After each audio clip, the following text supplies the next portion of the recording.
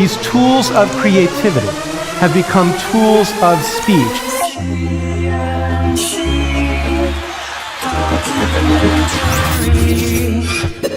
After all, lawmakers actually thought earlier this year that they could pass the Stop Online Piracy Act.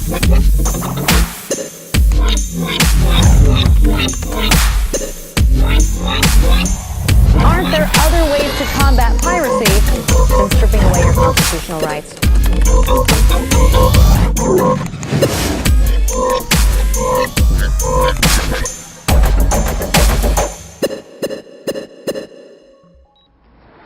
As soon as I was old enough to walk, my parents bought me my first guitar.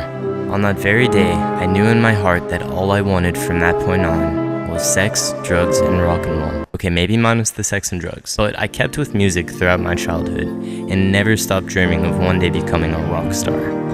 I remember my dad taking me to my first concert. I was completely in love with the whole atmosphere. The lights, the giant stage, the adoring fans. I couldn't believe that there were people actually doing that for a living. I needed it, and I was determined to make it big. My first notable band was a 14-piece crew. We toured throughout Florida, and we were even offered a record deal. Unfortunately, I had to turn it down after getting accepted to college. Consequently, the band broke up, but the dream was still alive. I still continued to record music, and I played shows, and I even DJ'd at some pretty neat clubs. Now, nearing graduation, I'll finally have the opportunity to give it a shot at making it big. I have to ask myself though, what does that even mean anymore? A really important factor is that the music industry is nothing like it was back when I was strumming my guitar at age 4. The turn of the century saw the increasing popularity and accessibility of incredible technology. We've entered the digital age, and things are drastically different.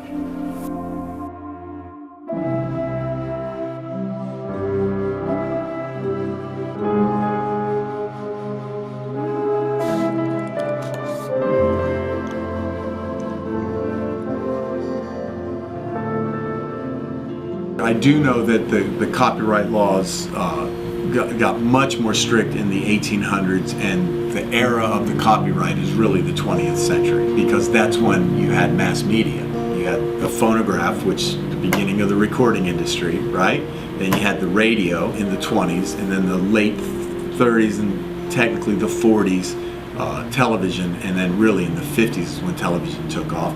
The 20s, talking movies in the late 20s. You know, so now you have all these sources that are using music. So there's copyright laws that have to be established for that. And they have changed. 1, 2, 3, 4. Birthday, birthday, come back to you. Hey, birthday, may all your dreams come true.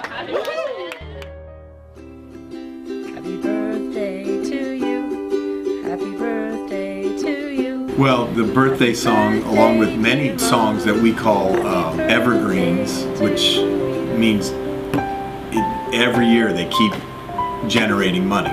The copyright for a song is 75 years past the death of the composer.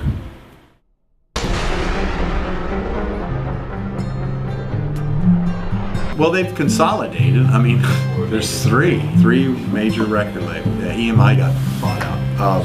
You know, they're owned by, and once again, not anti-corporate. I'm just saying, you know, Universal Vivendi. They're a water company, you know, a utilities company. It's the one that owns natural gas and all that, and they own the record label. You know, what do they know about records? That's why there's so much terrible music on the radio. Sure, they've made it big, just like I wanted, and maybe I'm being a little bit jealous, but when really thinking about what's most important, it's the music.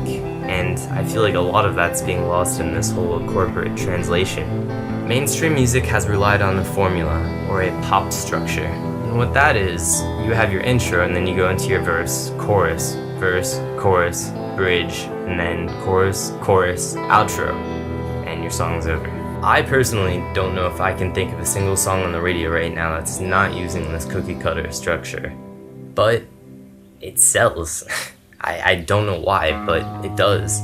And so the music industry continues making it, despite complete lack of creativity, originality, genuine artistry, anything.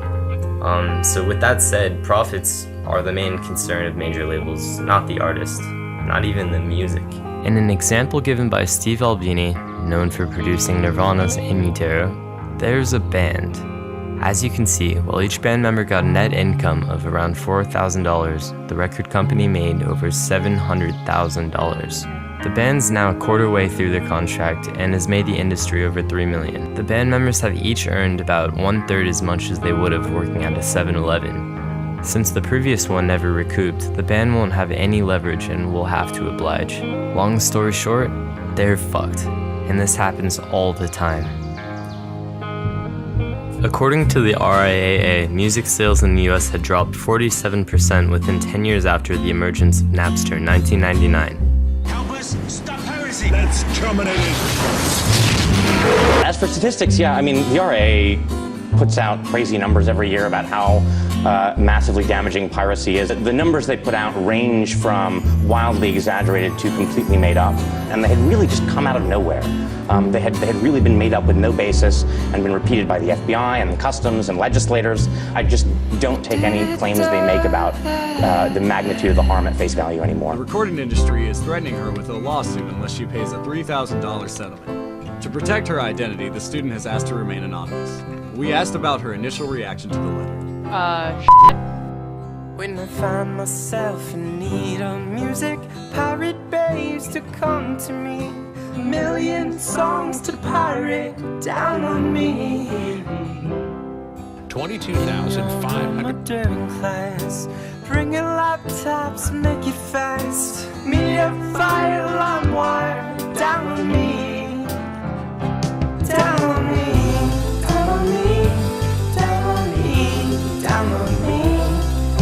From YouTube to MP3, down on me. I feel now with YouTube and and all the social networks, I mean, in this day and age, I don't really see it as stealing. By law it is, but in a sense, don't tell Lars Metallica. It was about control. It was about control, and that control got taken away from us. And we're definitely controlfreaks, and we like to control. Why are you gonna be a little pissed? A little baby. You should get your guitar and shred a solo instead. I think the record business should have embraced, when Napster came about and all that stuff, and worked out a deal with them rather than fighting them and lose 30-40% of their ass. In my view, the most significant thing to recognize about what this internet is doing is its opportunity to revive the read-write culture that Sousa romanticized.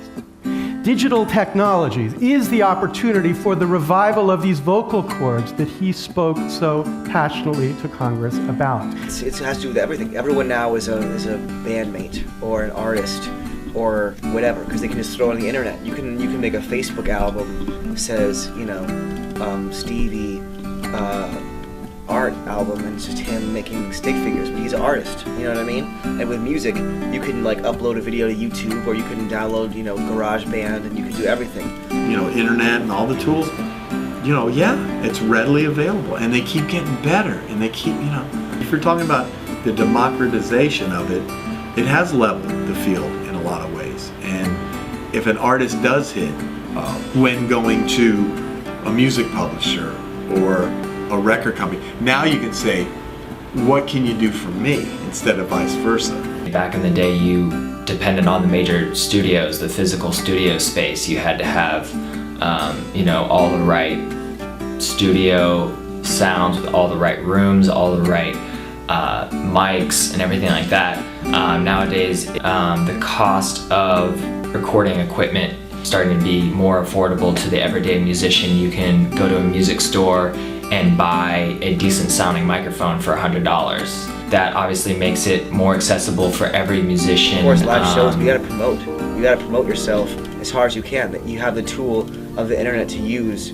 You gotta promote, and you gotta get in front of people, because it's not gonna go anywhere unless you get in front of people. You gotta live. What do you want? I wanna live off playing music, but what's the biggest reward? Yeah, I like to play for people. I like to see how people feel when I play for them, and how my music, makes them feel. The biggest reward is definitely connecting with your audience. There's nothing better.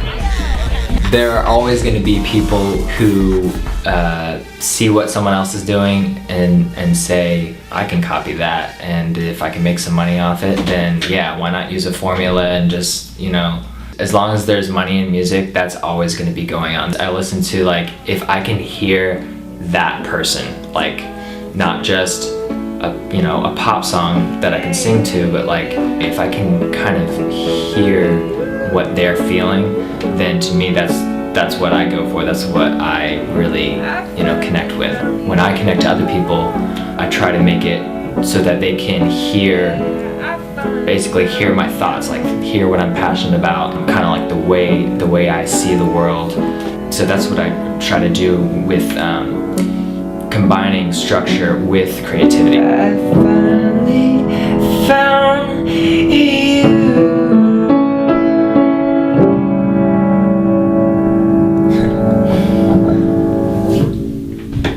Encore. Yeah. You just say yes, and you keep, not to be too trippy, but you stay open to things, but you constantly keep learning, and you must be diverse. Not just a musician, but whatever you guys want to go into. The diversity is what's going to make you a sustainable product out there. If you have more skills than the other person up for the job, and you have good social skills, and you got all that other stuff, you're going to get the gig over that other person because you just can do more.